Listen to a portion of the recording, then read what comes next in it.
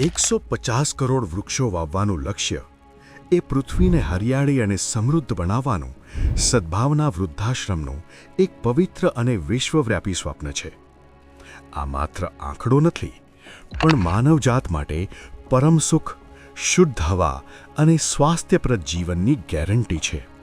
સદ્ભાવના વૃદ્ધાશ્રમની પ્રેરણાથી શરૂ થયેલું આ મહાઅભિયાન ધરતી માટે આશીર્વાદ સમાન છે. 5 જૂન 2014ના રોજ રાજકોટની પવિત્ર ભૂમિ પરથી શરૂ થયેલું આ કાર્ય આજે 1000થી વધુ ગામડાઓ, 23 નગરપાલિકાઓ અને સમગ્ર ગુજરાતમાં પ્રસરી ચૂક્યું છે, જે સાબિત કરે છે કે જ્યારે સંકલ્પ મજબૂત હોય ત્યારે આખી સૃષ્ટિ સાથ આપે છે. આ અભિયાનની સૌથી સકારાત્મક બાજુ તેની સંપૂર્ણ જાળવણી છે. અહીં દરેક વૃક્ષની જવાબદારી માત્ર રોપવા સુધીની નથી, પણ તેને વટવૃક્ષ બનાવવાની છે. દરેક છોડને 4 વર્ષ સુધી નિયમિત પાણી, ખાતર અને પ્રેમ સાથે ઉછેરવામાં આવે છે. પશુઓ અને પર્યાવરણના અન્ય પરિબળોથી સુરક્ષા આપવા માટે તમામ વૃક્ષો લોખંડના 8 ફૂટ ઊંચા પિંજરા સાથે રોપવામાં આવે છે, જે તેને નિશ્ચિતપણે વિકસવામાં મદદ કરે છે, જેનો સંપૂર્ણ ખર્ચ અંદાજે 3000 રૂપિયા થાય છે. જે પણ દાતાશ્રી આ ખર્ચ ઉપાડે છે તેમના નામની તકતી લોખંડના પિંજરા ઉપર લગાવવામાં આવે છે. ઉપરાંત 4 વર્ષ સુધી વૃક્ષના વિકાસના સંપૂર્ણ ફોટોગ્રાફ્સ સમયાંતરે તેમને મોકલવામાં આવે છે. આ અભિયાનનું રત્ન એટલે પીપળા વન.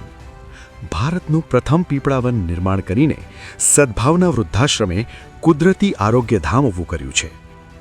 પીપળો એ આ ધરતી પરનું સૌથી મોટું ઓક્સિજન મશીન છે, જે 24 કલાક પ્રાણવાયુ આપીને સમગ્ર વાતાવરણને શુદ્ધ રાખે છે. વડ, પીપળા અને આંબલી જેવા વિશાળ વૃક્ષો પક્ષીઓ માટે રહેઠાણ અને અનેક જીવજંતુઓ માટે જીવનદાતા બને છે. સાથે સાથે આ વૃક્ષો અત્યારે લાખો જીવોનું અન્નક્ષેત્ર બની ગયા છે. એક નાનકડા જીવથી લઈને વિવિધ જાતિના પક્ષીઓ સુધીને અહીંથી ખોરાક મળે છે. તેથી આ વિસ્તાર લાખો પક્ષીઓનું અન્નક્ષેત્ર બની ગયું છે, જે ક્યારેય તેમને ભૂખ્યા રહેવા દેતો નથી.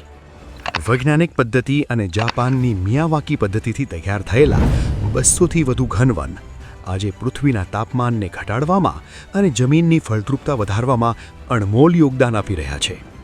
આ ભવ્ય સેવા પાછળ 3000થી વધુ સમર્પિત કર્મયોગીઓની ટીમ, 500થી વધુ ટ્રાક્ટરો અને પાણીના ટેન્કરોની ફૌજ સતત કાર્યરત છે. દરેક વૃક્ષની માટીની તપાસથી લઈને તેના પૂર્ણ વિકાસ સુધીની વૈજ્ઞાનિક દેખરેખ રાખવામાં આવે છે. આ ધરતી માતા પ્રત્યેનું સંપૂર્ણ સમર્પણ છે. આવો આપણે સૌ સાથે મળીને આ સદ્ભાવનાના મહાકુંભમાં જોડાઈએ અને એક એવો વારસો તૈયાર કરીએ જે આવનારી પેઢીઓને સ્વસ્થ અને હરિયાળું જીવન અર્પણ કરે. અત્યાર સુધી 40 લાખ વૃક્ષો લોખંડના પિંજરા સાથે રોપી ઉછેરવામાં આવ્યા છે અને 80 લાખ વૃક્ષો મિયાવાકી પદ્ધતિથી જંગલ સ્વરૂપે ઉછેરવામાં આવ્યા છે. આમ કુલ મળીને 1,20,00,000 વૃક્ષો વાવીને તેમનું સંપૂર્ણ જતન કરવામાં આવ્યું છે. કારણ કે વૃક્ષ વાવવું એ માત્ર કાર્ય નથી, એ તો આવતીકાલ માટે જીવન વાવવાનો ઉત્સવ છે.